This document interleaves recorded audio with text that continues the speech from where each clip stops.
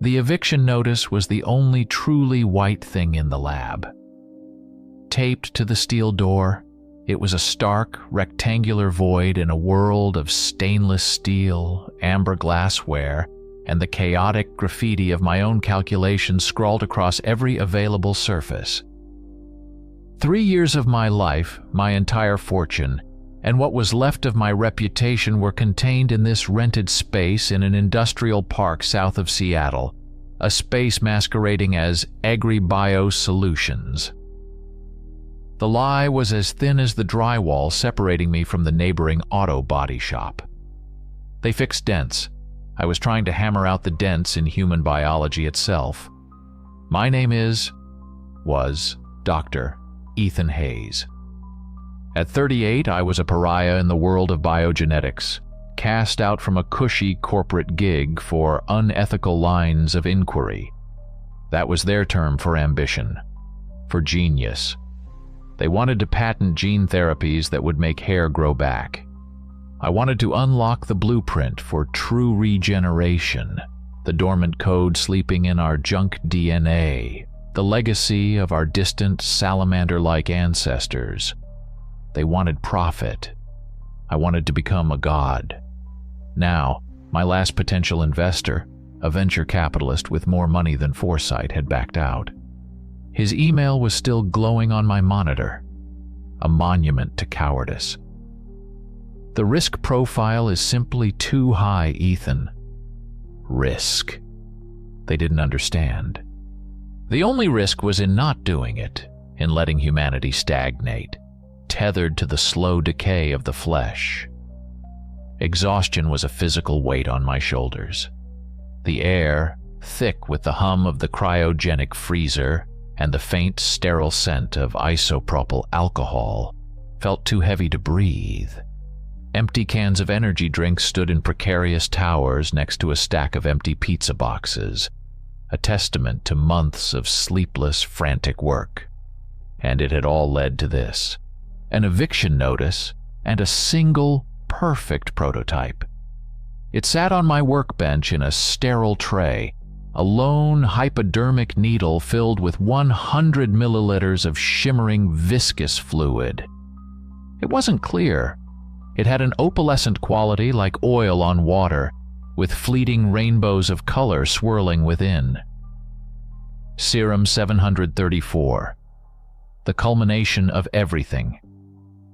My attempt to splice the regenerative signaling pathways of an axolotl, specifically the want and hedgehog protein cascades, into a viral vector that could rewrite human cellular instructions on the fly. My colleagues at the corporation had called it impossible, a perversion of CRISPR technology that would result in catastrophic systemic cancers. They were fools. They lacked vision. I picked up the syringe. The fluid moved slowly as I tilted it, thick and alive. All my animal trials had failed. The mice developed explosive tumors. The rabbits suffered total organ liquefaction. But I had refined it, tweaked the delivery system, added inhibitors I'd theorized in a fever dream 2 weeks ago. I knew, with the unshakable certainty of a zealot, that this one was different. It was perfect. But I had no more funding, no more lab rats, no more time. Only one human test subject left. My own reflection stared back at me from the dark screen of a powered-down centrifuge. Sunken eyes, a 3-day stubble, and a manic gleam that bordered on insanity. Was this what a pioneer looked like? Or just another failure clinging to a shattered dream? The insults of my former mentor, Dr. Albright, echoed in my memory. "You're chasing a ghost, Ethan. You're trying to play God with a chemistry set." Let them laugh. When I published, they wouldn't be laughing. They would be begging for a dose. I could erase disease, mend broken spines, regrow severed limbs. I would not just be a Nobel laureate, I would be a savior. The name Hayes would be spoken with the same reverence as Fleming or Salk. My hand didn't shake from fear. but from a profound, vibrating excitement that resonated deep in my bones. I rolled up the sleeve of my stained lab coat, then the sleeve of my shirt beneath it. My arm was pale and thin, the blue veins a roadmap to destiny. The silence in the lab was absolute, broken only by the steady, rhythmic hum of the freezer containing all my failures. It was like a drumbeat counting down to the beginning of a new age. I swabbed a spot on my forearm with an alcohol wipe. The cold sting was clarifying. This was it. No more theories, no more simulations, only application. I held the syringe poised over the vein. For a second, a flicker of rational thought, of self-preservation, tried to surface. This is madness. This killed every animal it touched. I crushed it. Madness was letting this opportunity slip away. I slid the needle into my vein. The plunger glided down smoothly, and I watched, transfixed, as the opalescent fluid vanished from the barrel and entered my bloodstream. The first sensation was a burning cold, an icy fire that raced up my arm, across my chest, and down my spine. It felt like liquid nitrogen being pumped directly into my heart. I gasped, my knuckles white as I gripped the edge of the steel table. The world tilted, the fluorescent lights overhead blurring into streaks. Then, just as quickly as it began, it was over. I stood there panting, my heart hammering against my ribs. Nothing. I felt nothing. No, that wasn't true. I felt a subtle warmth spreading through me, a sense of clarity and vigor I hadn't felt in years. The exhaustion that had been my constant companion for months simply evaporated. But I needed proof. Tangible, undeniable proof. My gaze fell upon a surgical tray. With a steady hand, I picked up a sterile scalpel, its polished blade gleaming under the harsh lights. I took a deep, final breath and drew the blade across the top of my forearm. Not a scratch, but a deep, deliberate cut, a good quarter-inch deep. Blood welled instantly, a line of perfect crimson beads that quickly merged into a steady trickle down my arm. I watched, my scientific mind detaching from the act, observing the data.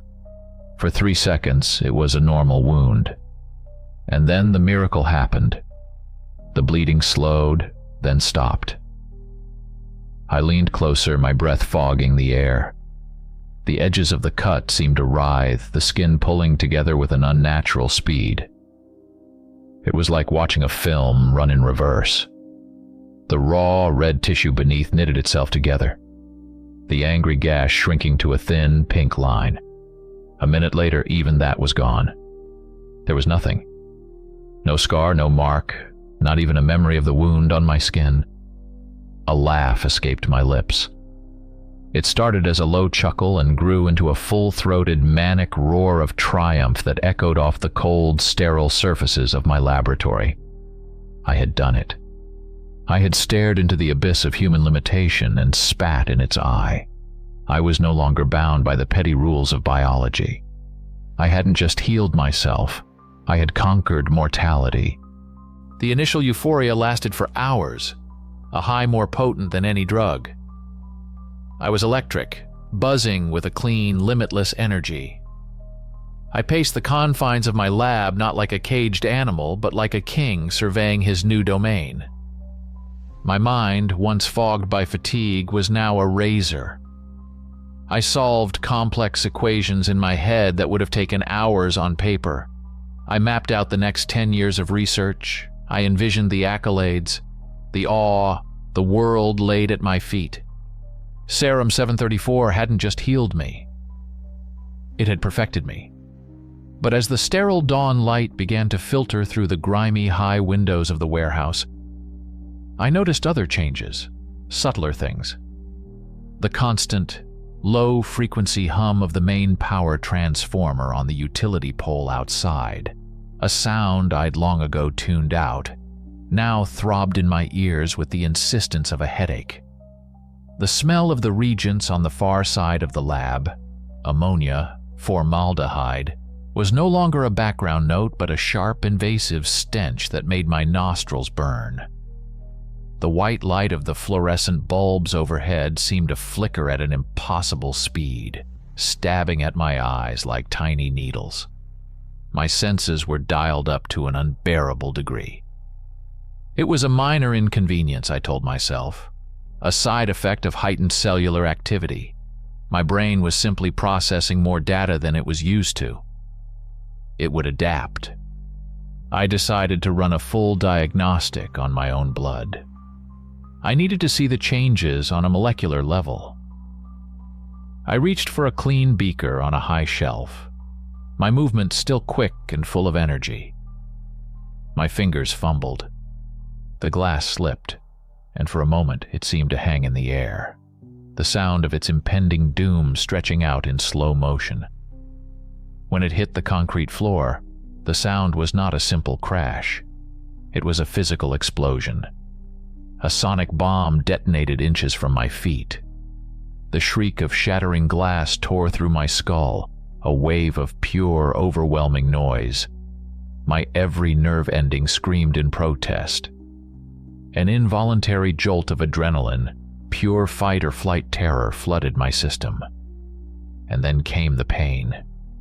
It was an architectural agony, a deep structural wrongness that erupted from my core.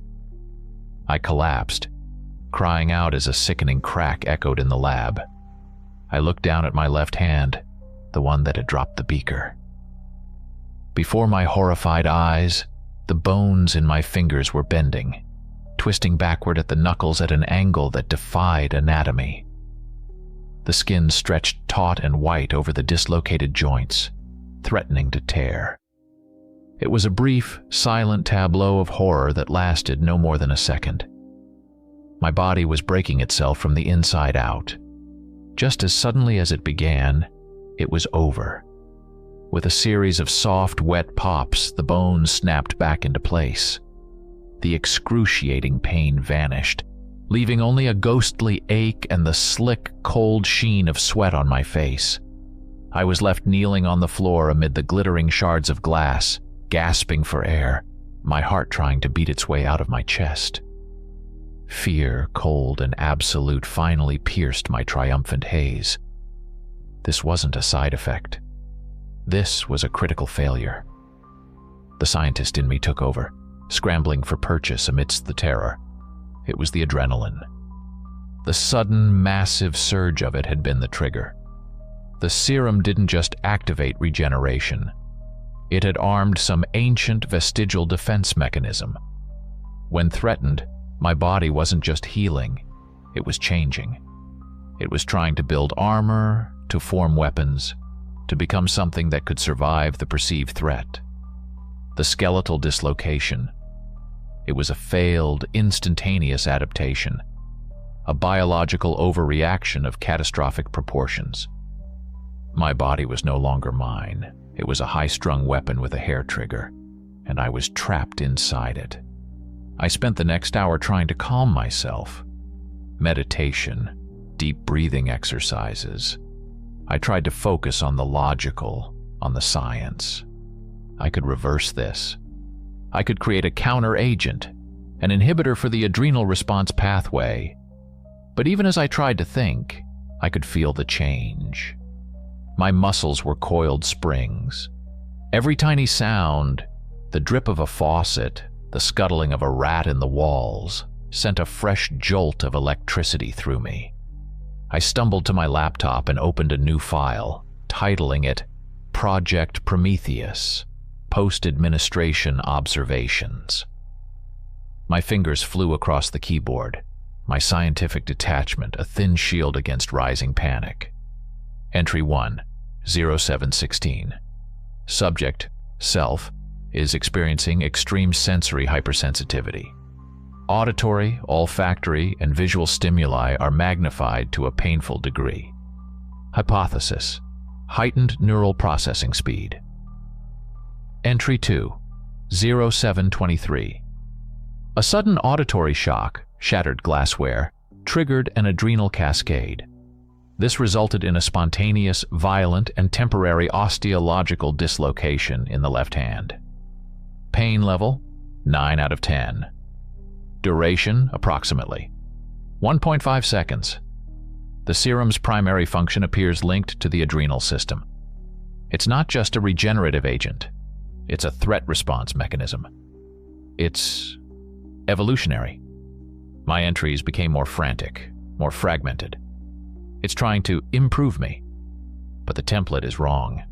It's pulling from some deep, primal part of the genome.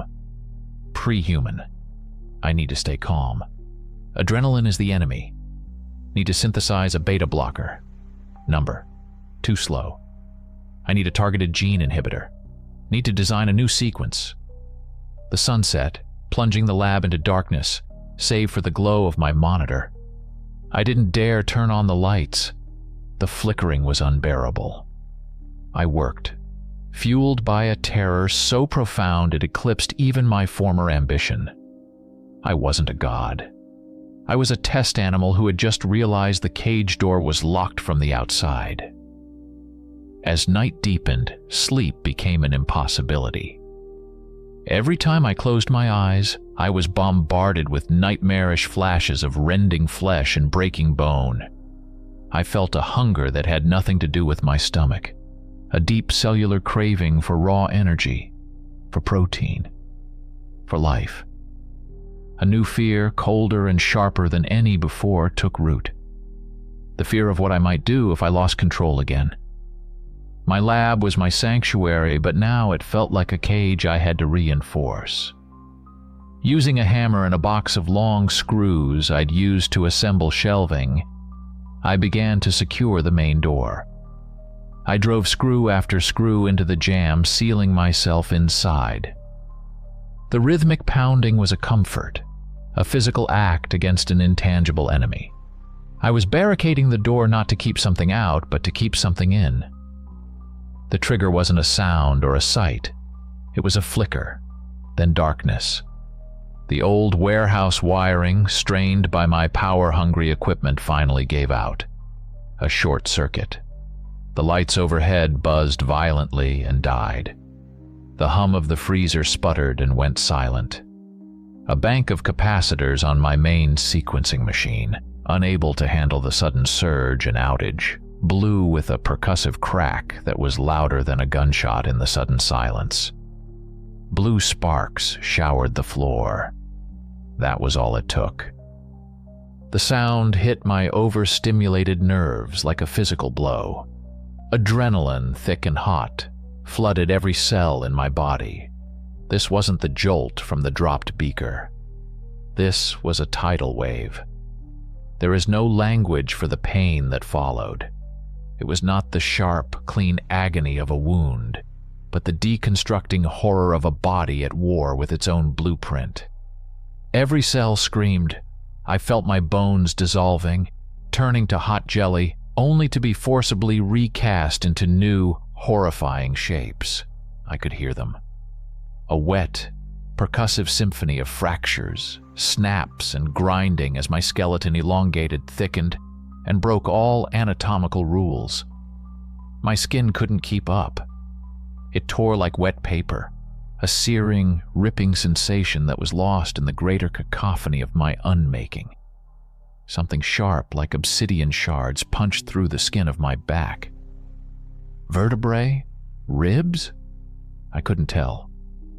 My jaw unhinged with a sickening pop, stretching impossibly wide. My mind, the consciousness of Ethan Hayes, was drowning. My carefully constructed world of science, logic, and ambition was being swept away by a primal red tide of pure, undiluted rage. Thoughts fragmented into raw sensation. Threat, cage, pain, hunger. The world resolved itself through a new kind of vision, a warped, crimson-tinted panorama. The laboratory was no longer a place of discovery. It was a trap. The steel tables were barriers. The delicate glassware potential weapons. The sealed door was a challenge. Everything was a threat that needed to be neutralized, destroyed. The thing that was once me lunged. It was not a wolf, not a bear, not any creature from nightmare or legend. It was an asymmetrical biological catastrophe.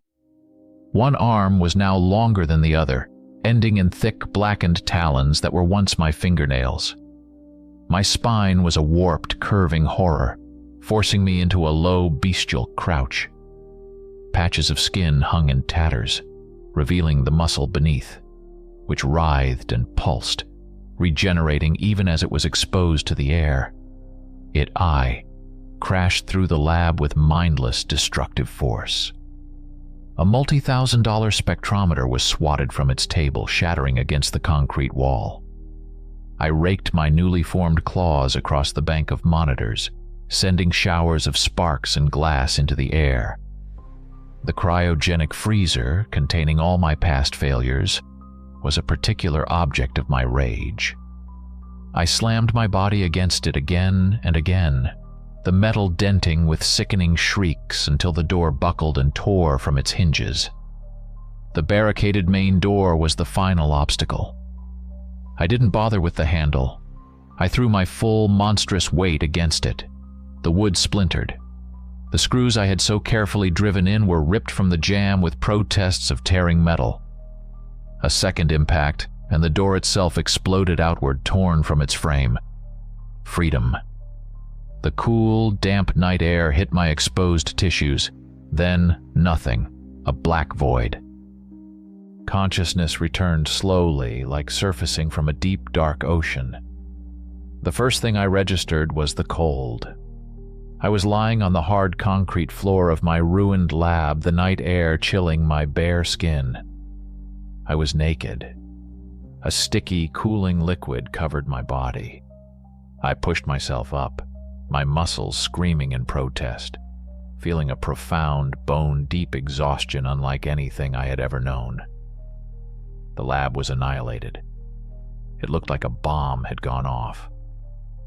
Equipment was overturned and smashed, glass and debris littered every surface.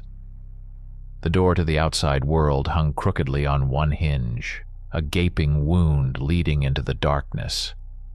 And there was blood. So much blood. Some of it was mine from the transformation, but it was mixed with something else. I looked down at myself. I was covered in it, but I had no open wounds. My skin was pale and whole.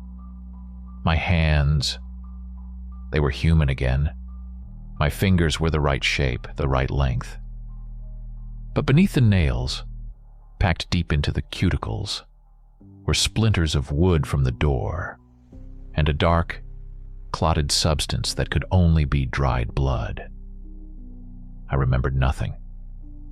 There was a gaping black hole in my memory between the capacitor blowing and waking up on the floor.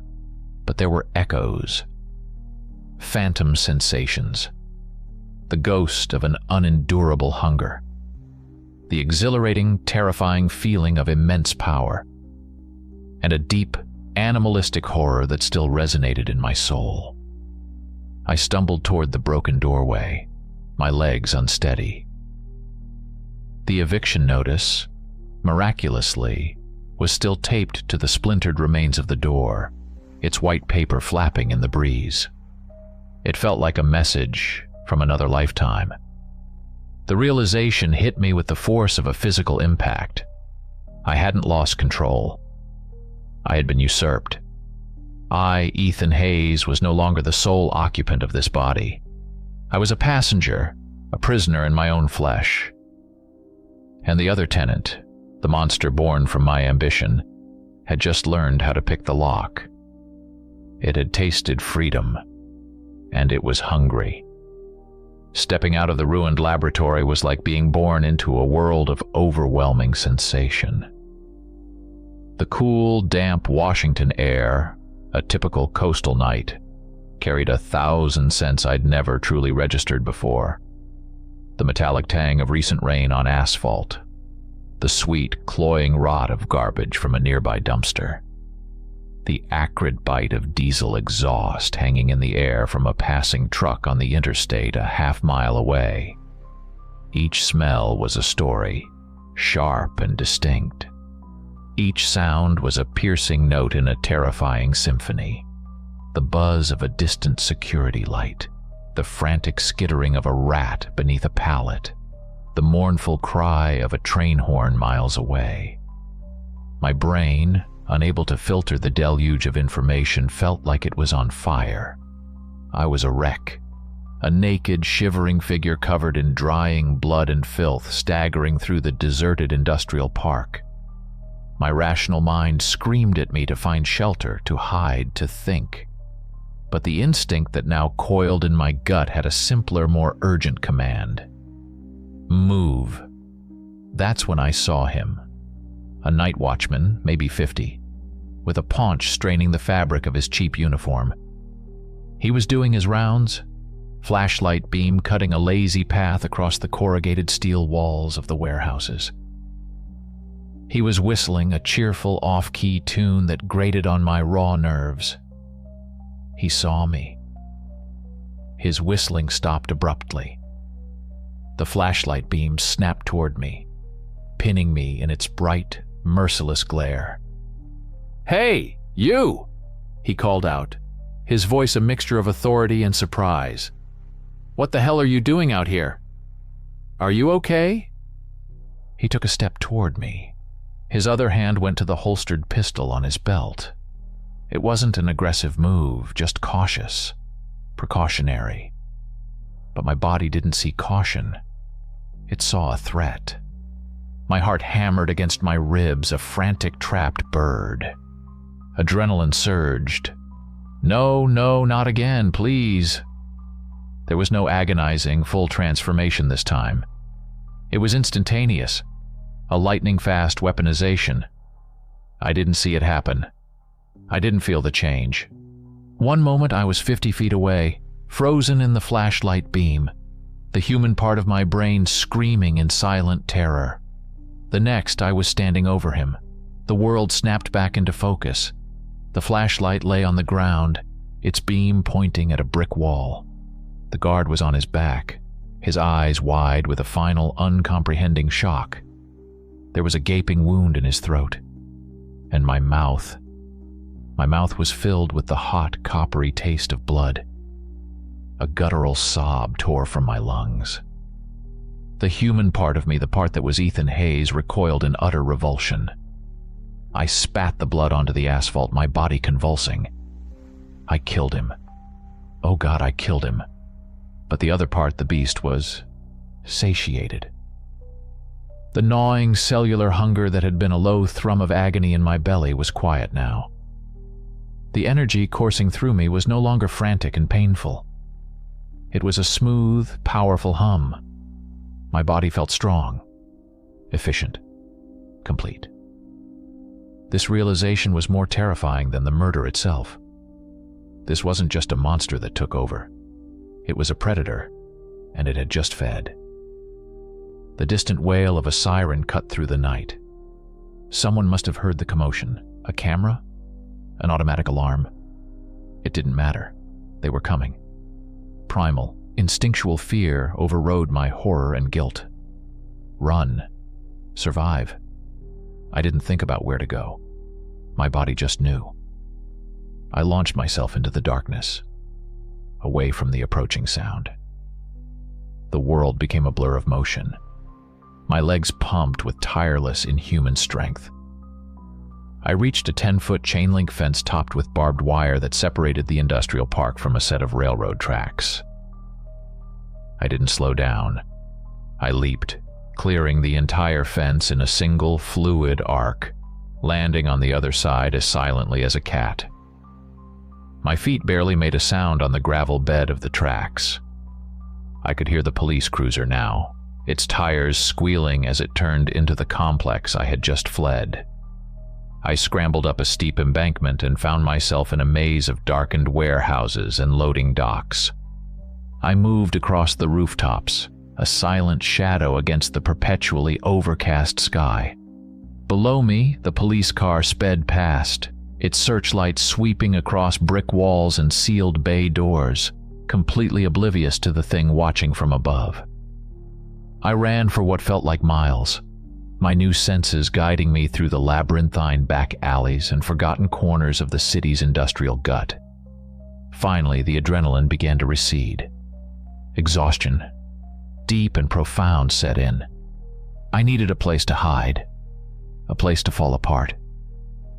I found it in a derelict waterfront cannery, its windows long since shattered, its interior a cavern of rusting machinery and shadows. I slipped through a gaping hole in the wall and collapsed onto the grimy concrete floor, my body trembling uncontrollably. I was no longer Dr. Ethan Hayes, a man who had made a terrible mistake. I was something else. A hunter. A killer. And the city, with its millions of unsuspecting souls, was my new jungle. The police weren't just investigating a crime scene. They were hunting me. Dawn crept into the cannery as a gray, reluctant light, filtering through the broken panes of glass and illuminating motes of dust dancing in the dead air. I had huddled in a corner behind a massive, silent piece of machinery, shaking from a cold that was more than physical. Sleep had been impossible. My mind a torture chamber of replayed horrors. The guard's face, the taste of his blood, the chilling satisfaction that had followed. Through a grimy window, I could see the corner of a 24-hour diner across the street. A small television was mounted in the corner, visible even from my hiding place. The local morning news was on. A reporter with overly coiffed hair was standing in front of my industrial park, now cordoned off with yellow police tape. The headline at the bottom of the screen read, "Gruesome Attack in Sodo Industrial District." They showed a still frame from a security camera. A blurry, distorted figure, naked and pale, caught in the instant before it lunged. The shape was barely human, its limbs elongated, its posture unnaturally crouched. It was a picture of a monster. "That's not me," I whispered to the empty room, the words tasting like ash. But it was. That thing, that predator, was wearing my face, using my body as its vessel. I tried to think like a scientist, to analyze the situation, to formulate a plan. I need to get back to the lab. The research is there. I can create an antidote. But the lab was a crime scene crawling with police. And a deeper, more honest part of me knew the truth. The beast wouldn't let me. It wanted to survive. Curing it was a death sentence. A low, insistent ache started in my stomach. The hunger. It was back. So soon. The regeneration, the superhuman exertion. It was all powered by a ferocious metabolism. The beast had fed, but it was already stirring again. I had to move. Staying in one place was suicide. I slipped out of the cannery and began a desperate, skulking journey through the city's underbelly. I moved through graffiti-scarred alleyways, followed the overgrown banks of the Duwamish waterway, and darted across deserted lots, always keeping to the shadows. The world of people, of cars waiting at stoplights, of pedestrians chatting on sidewalks, was now a hostile landscape I could only observe from the fringes. Every person was a potential threat, a potential trigger, and a horrifying new thought whispered, potential prey. The rhythmic whump, whump, whump of a helicopter started in the distance, growing steadily louder. It was a police chopper, circling high above the industrial district, its search pattern slowly expanding. A knot of ice formed in my stomach. They weren't just investigating a homicide anymore. They were conducting a manhunt. For me. Number. For it. The helicopter's shadow passed over me as I hid beneath a highway overpass. The noise was deafening, a physical pressure on my eardrums. A spotlight flared to life, its brilliant white cone sweeping across the ground below. They were looking for me. Panic flared, and with it the familiar, terrifying jolt of adrenaline. I fought it down, forcing myself to breathe, to stay calm. But it was too late. Someone on a rooftop with binoculars must have spotted my movement. The helicopter banked sharply, its spotlight pinning me against the concrete support pillar. The world erupted into chaos. A police cruiser I hadn't seen, parked on the street above, screeched to life. Doors flew open. "There he is, on foot under the overpass." A voice boomed through a megaphone. I ran. I burst out from under the bridge and onto a busy street. Cars swerved and honked, tires screaming on the pavement. I was a blur of motion, weaving through traffic with a speed and agility that was patently inhuman. A bullet cracked past my ear, then another slammed into the asphalt at my feet, sending up a spray of dust. They were shooting at me in broad daylight. One of the rounds caught me. It felt like a sledgehammer hitting my left shoulder, a burst of white-hot pain that sent me stumbling. I looked down and saw the hole in my flesh, the blood already welling up. But even as I looked, the wound writhed. The muscle tissue churned, pushing the flattened lead slug out with a wet plop onto the ground. The skin sealed over the hole in seconds, leaving behind only a bloody tear in my non-existent shirt. The pain was gone, and in its place was a terrifying realization. I was almost impossible to kill with conventional weapons. This wasn't the confidence of Ethan Hayes, the scientist. It was the arrogance of the beast. It knew it was superior. They cornered me on a multi-level parking garage. 2 officers, a man and a woman, got out of their cruiser at the entrance, pistols drawn, using the doors for cover. They were shouting commands I couldn't process. On the ground. Show me your hands. Now. I didn't want to hurt them. I raised my hands, a gesture of surrender that felt alien to my coiled muscles. "Don't shoot!" I tried to yell, but my voice came out as a ragged croak. They saw the blood on me. They saw the bullet hole that was no longer there. They saw a monster. They opened fire. The roar of the guns, the flashes of light. It was the final trigger. Adrenaline detonated in my system. The world dissolved into a wash of crimson rage. When my vision cleared, I was 3 blocks away, crouched on a rooftop, the metallic tang of fresh blood in my mouth. The parking garage entrance was a scene of destruction. Their patrol car was on its side, its windshield shattered. I didn't let myself look for the officers. I couldn't bear to know. The hunger was gone again, replaced by a profound, soul-crushing despair.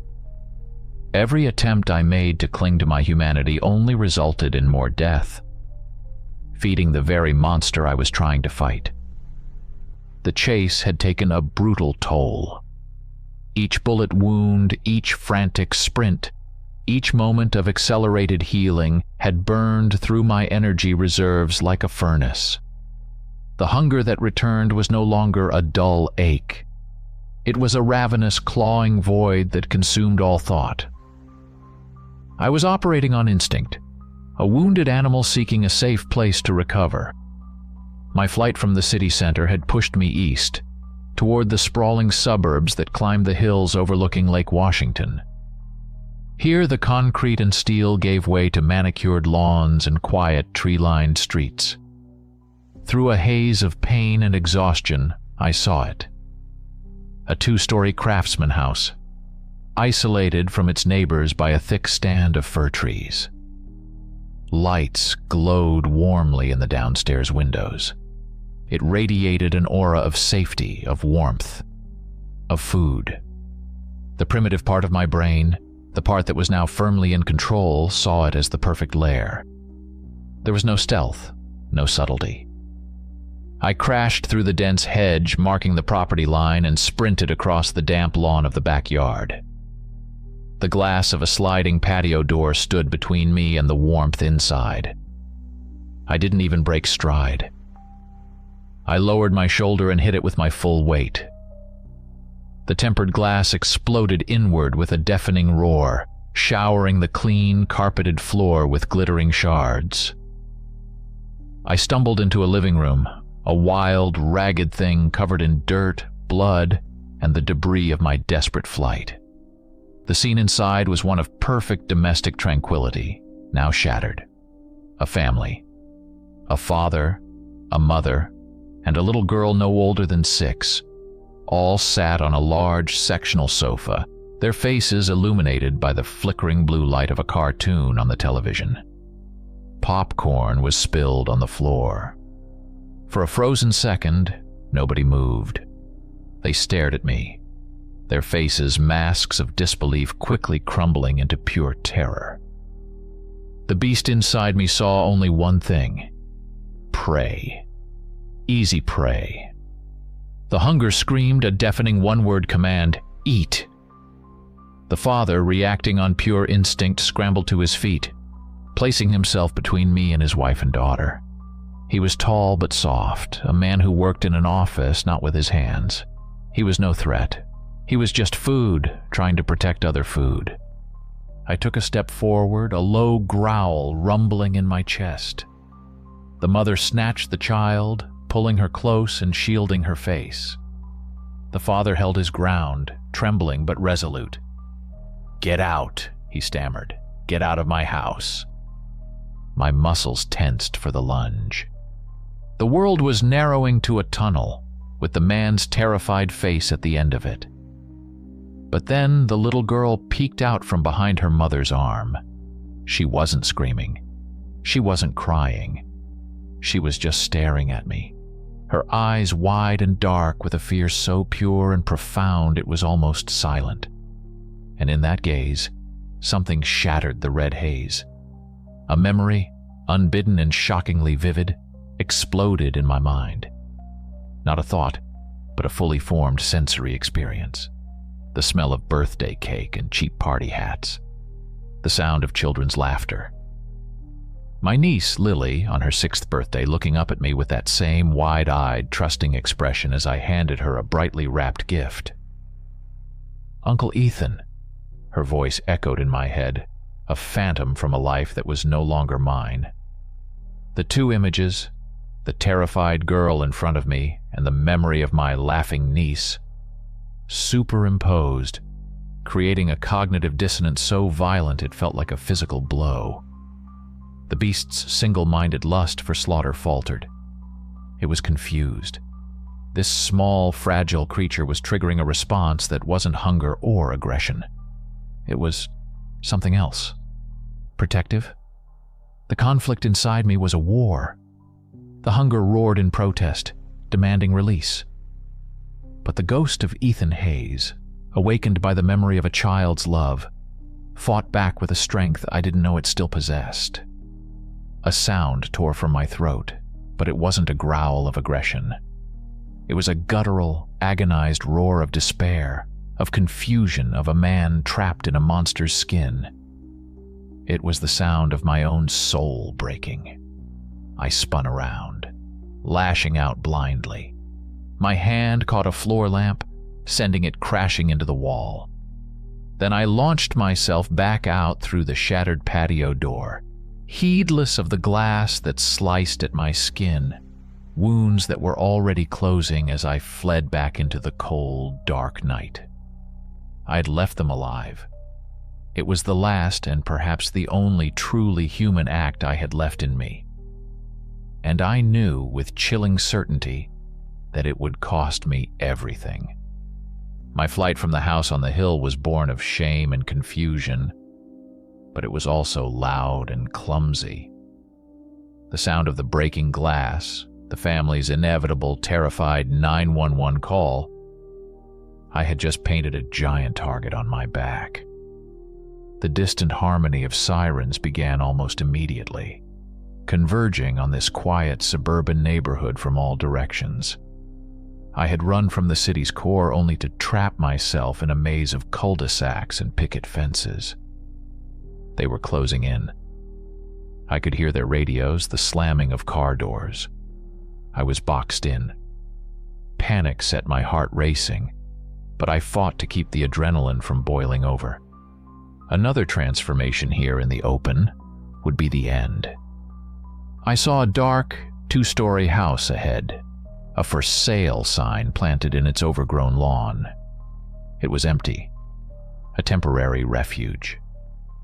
I kicked in a basement window, lowered myself into the musty darkness, and pulled the broken frame back into place as best I could.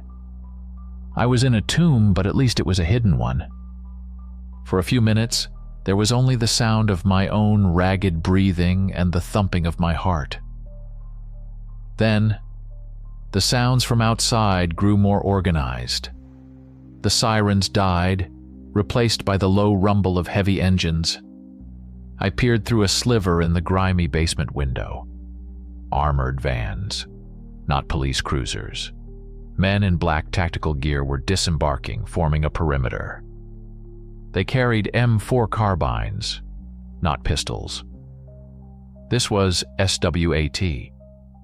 My attack on the officers at the parking garage had elevated me from a dangerous fugitive to a public enemy requiring a paramilitary response.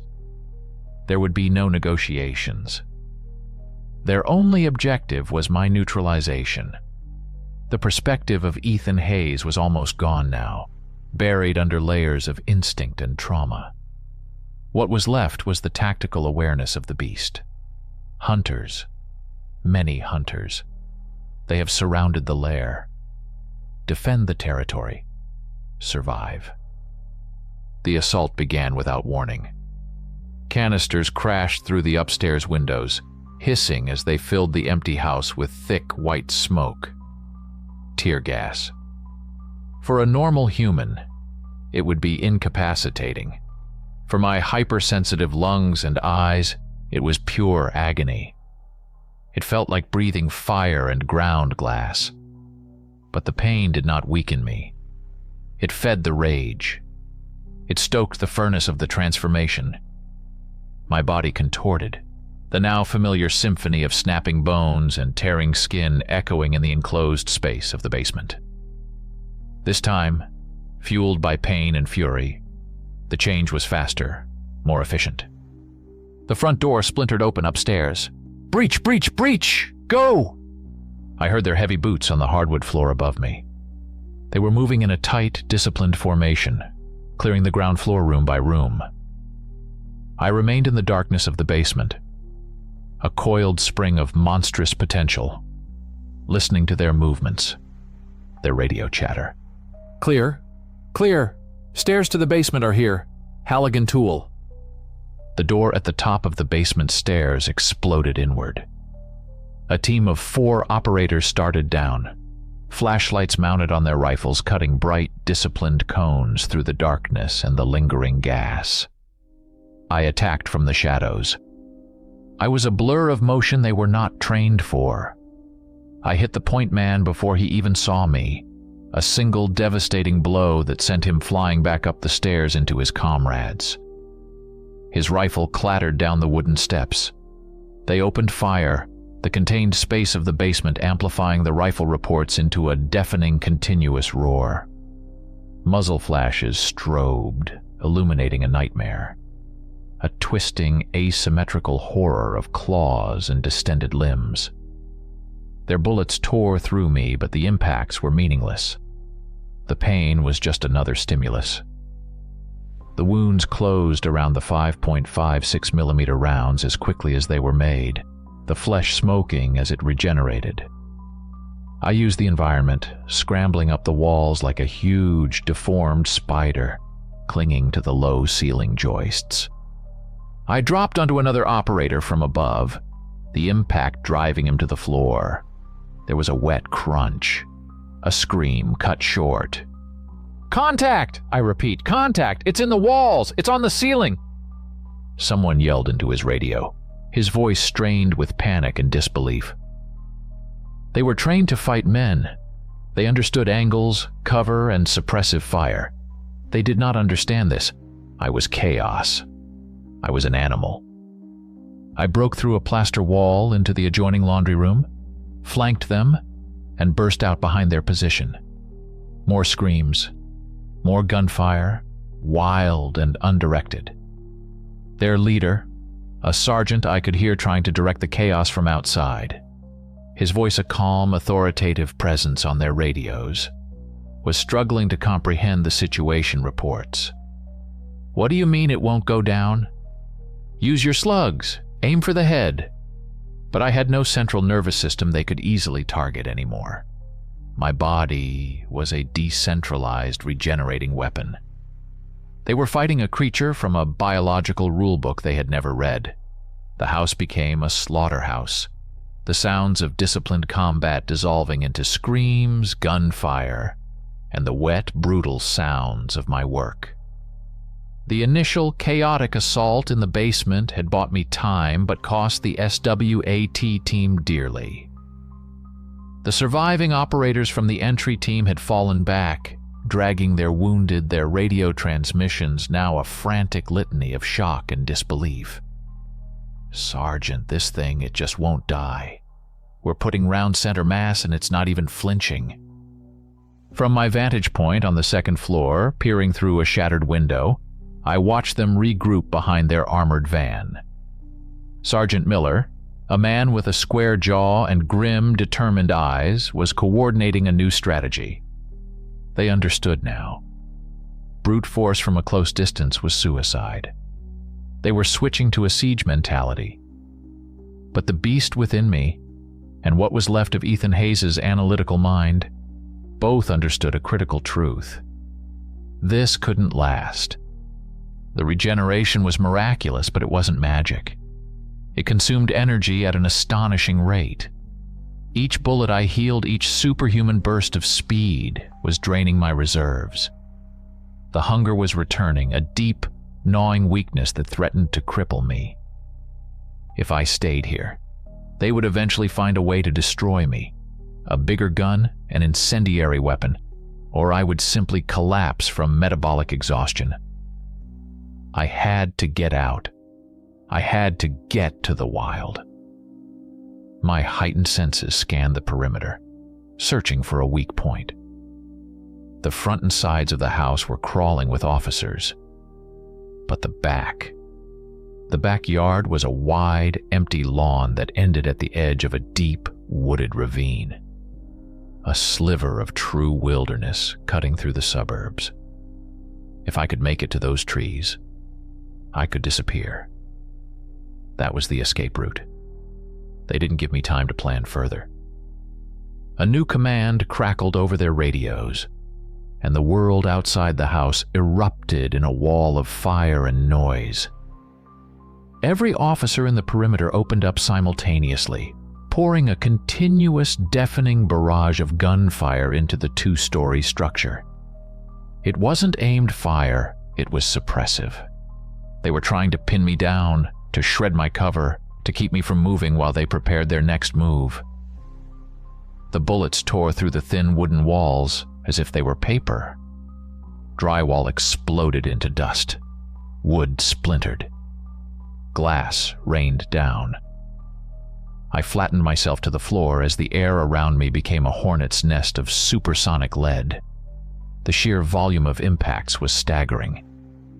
My body was being riddled, torn apart, and was struggling to knit itself back together under the relentless onslaught. The pain was immense, a constant, shredding agony. It was now or never. Gathering every last ounce of my monstrous strength, I coiled my powerful legs. With a roar that was part rage and part agony, I launched myself not at a door or a window, but at the rear wall of the house itself. The impact was cataclysmic. Rotted wood, plaster, and insulation exploded outward in a massive cloud of debris. I burst from the side of the house like a creature fired from a cannon, a horrifying apparition of sinew and rage. I wasn't running on two legs. I dropped to all fours, my mismatched limbs propelling me across the lawn in a grotesque, terrifyingly fast gallop. The ground blurred beneath me. The officers, shocked for a split second by my explosive exit, recovered instantly. The storm of gunfire shifted, converging on my fleeing form. "He's out the back! Open fire! Don't let him reach the trees! Dozens of bullets slammed into my back and limbs. The impacts felt like being beaten with hammers, each one threatening to shatter my momentum. I could feel my regeneration sputtering, working on overdrive, the flesh on my back smoking and churning as it fought to seal the endless new wounds. But I didn't stop. I couldn't stop. The trees were salvation. I was 20 feet from the ravine. 10 feet. A high-caliber round from a sniper I hadn't seen tore through my shoulder, spinning me around. I stumbled, almost falling, but a primal surge of will forced me forward. With a final, desperate leap, I threw myself over the edge of the ravine. I tumbled down the steep, muddy embankment, crashing through thorny bushes and thick undergrowth, the sounds of shouting and gunfire fading above me. I hit the bottom and kept moving, plunging into the cool, damp darkness of the woods. The trees swallowed me whole. The hunt in the suburbs was over. I was wounded, exhausted, but I was free. I was in my element now. I ran for miles, a wounded animal driven by pure survival instinct. The suburban ravine deepened and widened, connecting to a greenbelt that snaked its way out of the city, a wild artery through the concrete heart of civilization.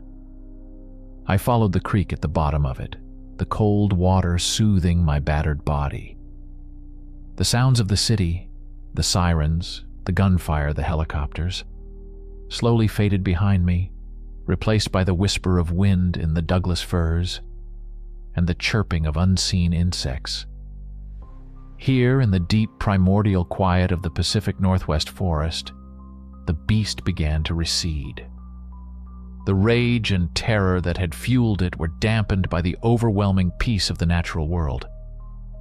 This was a place it understood. My body, pushed far beyond its limits, began the slow, agonizing process of reverting. It was not a clean transformation. It was a collapse. The monstrous musculature seemed to liquefy, the altered bones shrinking with grinding pops and cracks. I fell to my knees in the soft, damp earth beside the creek, my body convulsing. When the shuddering finally stopped, I was human again, or at least the shape of a human. I was Ethan Hayes, naked, shivering, and covered in a tapestry of mud and blood. I crawled to the edge of the creek and looked down. The water reflected a stranger's face, gaunt, hollow-cheeked, with eyes that held the haunted thousand-yard stare of a soldier who has seen too much. My hair was matted with filth. Scratches and healing wounds crisscrossed my skin. This was the face of the monster's vessel. As I stared at my reflection, broken images flashed through my exhausted mind. Not memories, but emotional scars. The sterile white of the eviction notice. The shocked face of the security guard just before the light left his eyes. The overturned police car. The deafening roar of SWAT rifles. And clearest of all, the wide, terrified eyes of the little girl in the house on the hill. Each image was a fresh stab of guilt, a reminder of the ruin I had wrought. What have I done? The thought was a whisper, a fragile remnant of the man I used to be. It was the first coherent, self-aware thought I'd had in what felt like an eternity. I had tried to elevate humanity and instead had devolved into a mindless killing machine. My hubris had a body count. A different voice answered, one that didn't use words. It was a deep, physical certainty that resonated from my very cells. The hunger. It was back, a cold, hollow ache in my gut. The reversion to human form had been costly. The body demanded fuel. My muscles, still twitching with phantom pains, screamed for protein, for energy, for the raw materials of life. Survive, the instinct pulsed. Hunt. I tried to fight it. I tried to cling to the image of the little girl, to the crushing weight of my guilt. I am a man, I told myself. A scientist, not an animal. But the voice of Ethan Hayes was a faint echo in a vast, empty chamber. The needs of the flesh were immediate, absolute, and overwhelming. The body I inhabited was no longer designed for contemplation or remorse. It was designed for one purpose. Slowly, shakily, I pushed myself to my feet. My gaze lifted from my pathetic reflection in the water and scanned the dark, silent woods around me. I could smell the damp earth, the pine needles, the faint, distant scent of deer. My hearing picked up the rustle of a small animal in the undergrowth 100 yards away. The human voice in my head grew quieter, fading until it was nothing more than a ghost of a whisper. The scientist, the genius, the man who dreamed of being a god, he was dying. He was being digested, subsumed by the magnificent, terrible new life form he had created. I was no longer Doctor. Ethan Hayes, fugitive. I was something new, a creature perfectly adapted to this wilderness. This was not a prison. This was a hunting ground. And I was hungry. Time ceased to be measured in days and became a series of cycles, as primitive and absolute as the turning of the earth. There was the cycle of hunger, a gnawing, desperate fire in my belly. There was the hunt, a blur of silent stalking through the dense, rain-soaked forests of the Mount Rainier foothills. There was the kill, a brutal, efficient release. And there was the sated quiet that followed, a brief period of peace where I would find a secluded den, a shallow cave, the hollow of a fallen redwood, and let my body rest and digest. I was the apex predator of this new ecosystem. The deer learned to fear a shadow that moved faster than a cougar. The black bears, once the undisputed kings of these woods, gave my territory a wide berth after a brutal one-sided encounter left their alpha scarred and broken. I was a ghost, a myth, a thing of terrifying power and insatiable appetite. The man I had been was almost gone, but fragments of him remained, like fossils embedded in rock. I avoided the man-made trails that crisscrossed the park, the scent of sunscreen, sweat, and processed food now registering as a profound danger. A warning that brought back the sting of tear gas and the thunder of guns. But sometimes, in the quiet moments after a feeding, a strange melancholy would settle over me. I would stare up at the moon through the canopy of ancient Douglas firs, and a phantom sensation would surface. A fleeting image of a woman's face, smiling. The complex, beautiful structure of a DNA helix, glowing on a computer screen. The sound of laughter at a family barbecue. They were not memories, not anymore. They were echoes in the blood, ghosts in the machine. Cellular memory.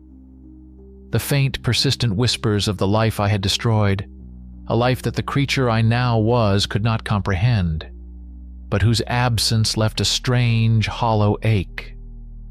Down in the small towns that bordered the national park, places like Ashford and Enumclaw, a new legend was being born. It started with whispers from hikers who had found strange, impossibly large tracks by a riverbed. It grew with the hushed stories of hunters who found deer carcasses stripped clean in a way no natural predator could manage.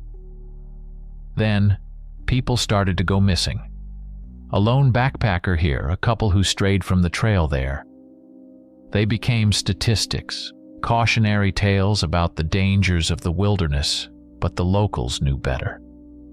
They gave the legend a name, whispered over beers in dimly lit taverns. The Rainier Ripper. I was unaware of my own dark fame. My world was the forest, my concerns the next meal and the changing seasons. But the world of men had not forgotten me. One afternoon, a new sound intruded upon my domain. It was a familiar, dreaded noise. the rhythmic whump, whump, whump of a helicopter. Not the police chopper from the city, but a larger military-grade aircraft. Its sound deeper, more menacing. It flew low over the treetops, a hunter's eye in the sky. Days later, I caught their scent.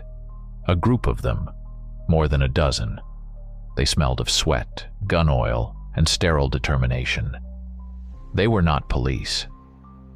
They moved with the quiet, lethal efficiency of soldiers, fanned out in a search pattern, carrying weapons far more advanced than the ones I had faced in the suburbs. They were a specialized unit. The National Guard, perhaps, or something more clandestine. They hadn't given up. They had escalated. The old instinct, the fear-driven impulse to flee and hide, flickered within me. I could retreat, go deeper into the vast, untamed wilderness of the Cascade Mountains.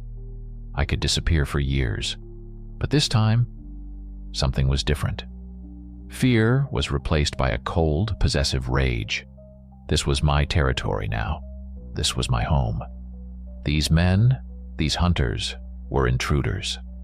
They were a threat to my existence, trespassing in my sacred ground. I did not run. I did not hide. I climbed to the top of a rocky outcrop that overlooked the valley where they were advancing. I stood tall, my form silhouetted against the gray, overcast sky. And from my throat I unleashed a sound that belonged to no creature on earth. A long, soul-chilling howl that was part challenge, part death sentence. It echoed through the mountains, a declaration of war. Below, the soldiers stopped. Their formation tightened. Rifles were raised. They had found me. Or rather, I had let them find me. The hunt was beginning again. But this time, I was not the prey. I was the hunter, and they were the ones who had strayed into my web. A predator's smile stretched my lips as I gathered my powerful limbs, preparing to leap down into the shadows and welcome them to my forest.